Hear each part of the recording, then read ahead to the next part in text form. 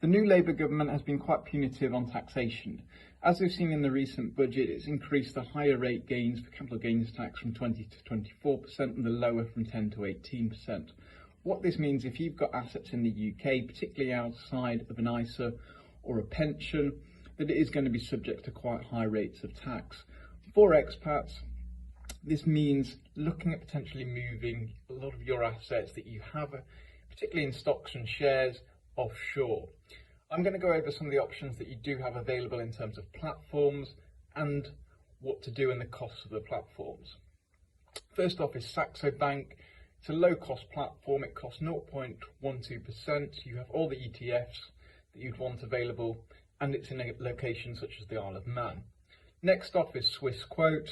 It's popular if you're in Dubai. It has an AED service. Costs are relatively low. Trading costs, again, not too bad, and it does have a lot of ETFs available. Third option is, depending on your location, is Interactive Brokers. Now this is subject to where you are located, but you can have it in offshore locations and can be tax friendly.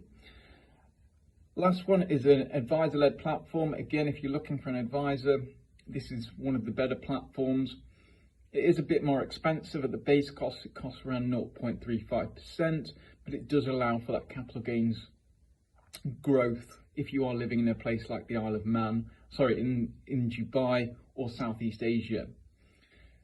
It's Arden. It can have an estate or trust wrapped later in, and it also has features if you are moving back to the UK, such as capital gains tax mitigation and beneficiary options for estate planning later down the line.